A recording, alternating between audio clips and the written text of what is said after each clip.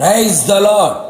మహా ఆశ్చర్య కార్యములు చేయగలవాడైన యేసుక్రీస్తు నామములో మీ అందరికీ అన్ని విషయములలో జయము కలుగునుగాక. ఈ దినపు యేసయ్య జీవపు మాట సామెతల పుస్తకం 13వ అధ్యాయం 18వ వాక్య భాగం. గద్దింపును లక్ష్యపెట్టువాడు ఘనత నొందును.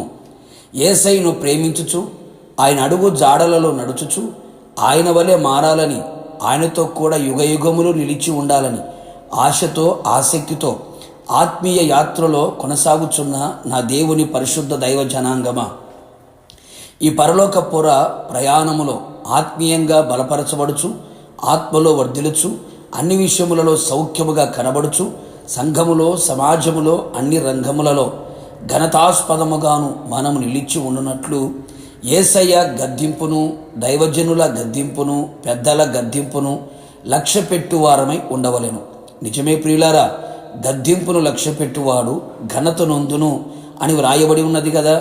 దేవుడు గద్దించు మనుష్యుడు ధన్యుడు అని లేఖనము సెలవిచుచున్నది కదా. యేసయ్య తాను ప్రేమించు వారిని గద్దించును.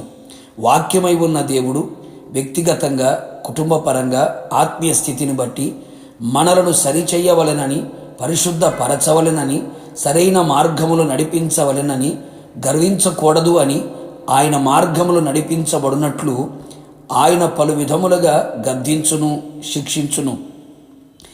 గద్దింపు మన మేలు కొరకే, శిక్ష మన క్రమశిక్షణ కొరకే, మనమందరము పరిశుద్ధులుగా ఉండుట కొరకే ఆయన మనను గద్దించి శిక్షించును అని మనము గ్రహించదము. ఆయన గద్దించినప్పుడు హృదయపూర్వకముగా లోబడెదము, సనుగక గొనగక ఉండెదము, తిరుగుబాటు చేయక మూర్ఖముగా ప్రవర్తించక ఉండెదము. గద్దింపును లోబడని వాడు త్రోవ తప్పును. ఎన్నిసార్లు గద్దించినను లోబడిన వాడు హఠాత్తుగా నాశనమగును అని లేఖనములు గద్దించుచున్నవి కదా. గద్దింపు మనకు జ్ఞానమును కలుగు చేయును. పాటలు వినుట కంటే జ్ఞానుల గద్దింపు వినుట మేలు అని వ్రాయబడి ఉన్నది కదా.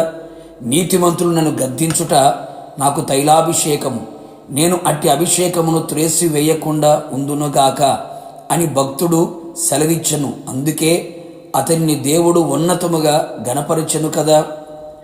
అవును ప్రియులారా, దేవుడు దైవజనుడు మనల్ని గద్దించినప్పుడు విసుగక ఉందము, లోబడి ఉందము.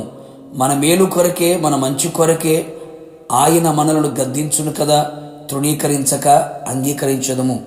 దేవుని చేత, దేవుని ప్రతినిధుల చేత అన్ని విధములుగా గద్దించబడి, హెచ్చరించబడి, శిక్షింపబడిన వారందరూ వారి ఆత్మీయతను స్థిరపరచుకొని ఆశీర్వాదకరముగా, ఘనత నొందిన వారిగా, అనేకులకు మాదిరికరముగా సంఘములో సమాజములో వారు కనబడుచు ఉన్నారు. అనేకులు సంఘములో ప్రేమను మాత్రమే కోరుకుందురు, గద్దింపును కూడా కోరుకొనేదము. గద్దించేవాడు నీకు దొరుకుట నీకు భాగ్యముగా భావించాలి.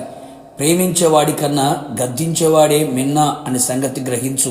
ఒకటి వాస్తవం, నీవు దేవుని గద్దింపునకు లోబడి హృదయపూర్వకముగా అంగీకరించగలిగితే నీ ఘనతను పొందనివ్వకుండా అడ్డుగా ఉన్న ప్రతి వ్యతిరేకతను నా యేసయ్య గద్దించును, నిన్ను గణపరచును, రాకడ కొరకు నేను సిద్ధపరచును.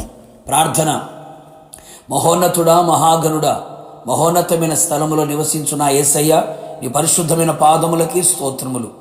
మీరు గద్దించు మనుష్యుడు ధన్యుడు అని, గద్దింపును లక్ష్యపెట్టువాడు ఘనత నొందును అని ప్రభా మీ వాక్కుల ద్వారా మాకు తెలియపరిచారు. మా వ్యక్తిగత జీవితంలో ప్రభా మీ వాక్యము ద్వారా, దైవ సేవకుని ద్వారా, పరిశుద్ధాత్ముని ద్వారా మేము గద్దించబడినప్పుడు ప్రతి గద్దింపునకు లోబడి జీవించున్నట్లుగా కృపదయించమని ప్రార్థిస్తున్నాం. సనగక గొనగక హృదయపూర్వకముగా గద్దింపుకు లోబడిన వారమై మీ సన్నిధిలో జీవించున్నట్లుగా అట్టి కృపను దయచేయమని ప్రార్థిస్తున్నాం.